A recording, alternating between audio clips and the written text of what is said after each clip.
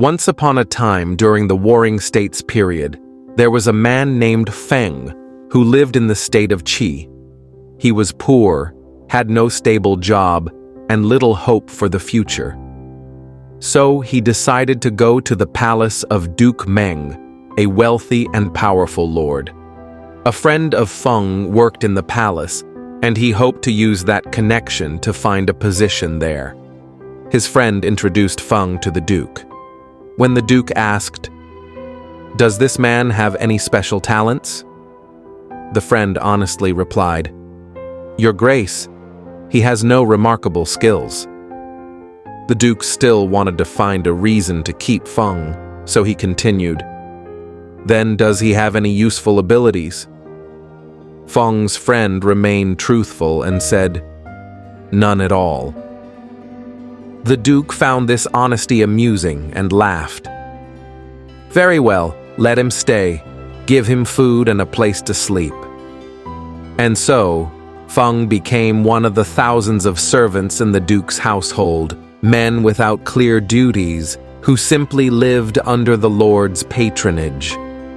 Although he was not highly regarded in the palace, Feng was treated well. He had decent food, was allowed to use one of the Duke's chariots, and received a small monthly allowance to support his elderly mother. However, others in the palace looked down on him, believing he was nothing more than a useless man with no talents.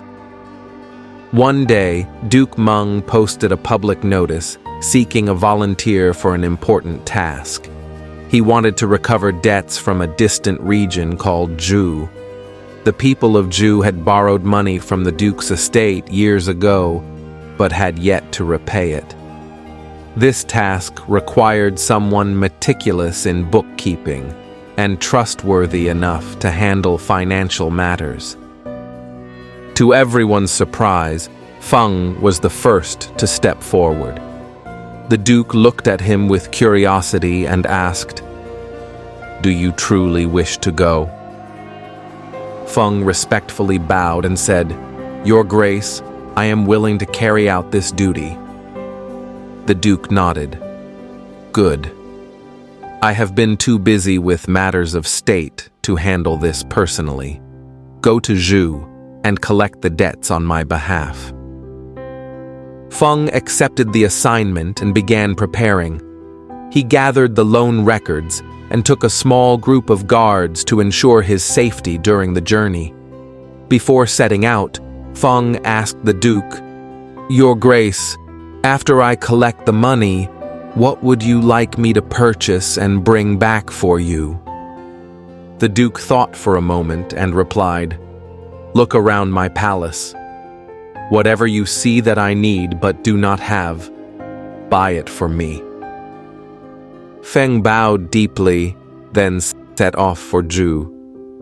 When he arrived, he summoned the villagers and reviewed the loan records. He quickly realized that most of them were extremely poor. The people of Zhu had suffered from hardship for many years, and repaying their debts was an unbearable burden. Some families had nothing to give, while others could only pay a small portion. Seeing the worry and despair on their faces, Feng understood that if he took their money, they would be pushed even deeper into suffering. After collecting a portion of the money, he stood up and declared, "In the name of Duke Meng, I have decided to return this money to you. From today onward, all your debts are forgiven." The villagers were stunned, unable to believe what they had just heard. But Feng did not stop there. He gathered all the loan documents and set them on fire. As the flames consumed the records, the villagers wept with joy. They fell to their knees and chanted, "Long live Duke Meng! Long live Duke Meng!" For the first time in many years, they felt truly free from their burdens.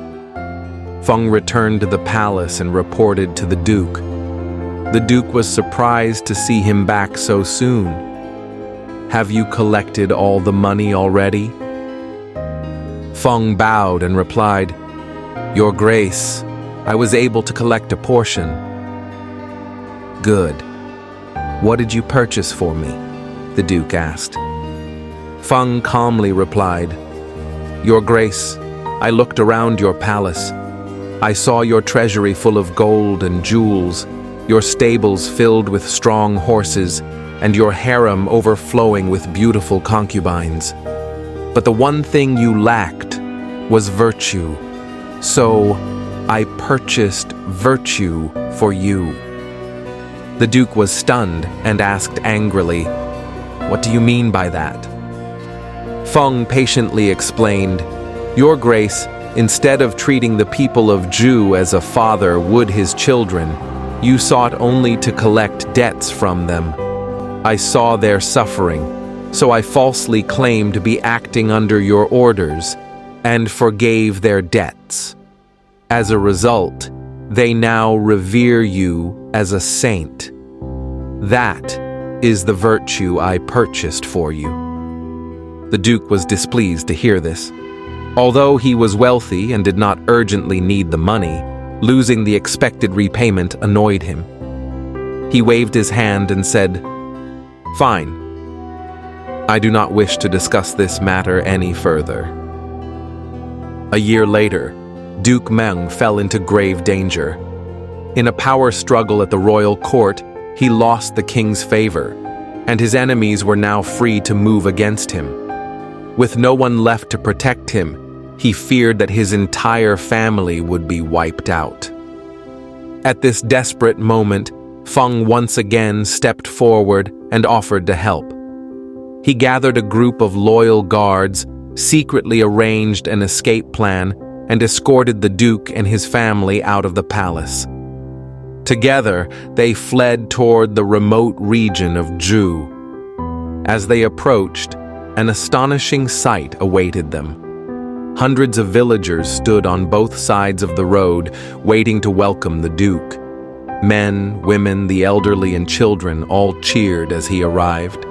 It turned out that because of Feng's act of kindness a year ago, the people of Zhu had never forgotten their gratitude toward Duke Meng. They had prepared a safe refuge for him and vowed to protect him from any pursuers. At that moment, the Duke finally understood the true value of what Feng had done. He turned to him and said, "Now, I see with my own eyes what you purchased for me." Feng bowed and replied, "Your Grace, virtue requires no special talent or skill, but once you give kindness to others, one day, when you need it the most, it will return to you." If you enjoyed this story, don't forget to like, comment, and subscribe to the channel. See you in the next video.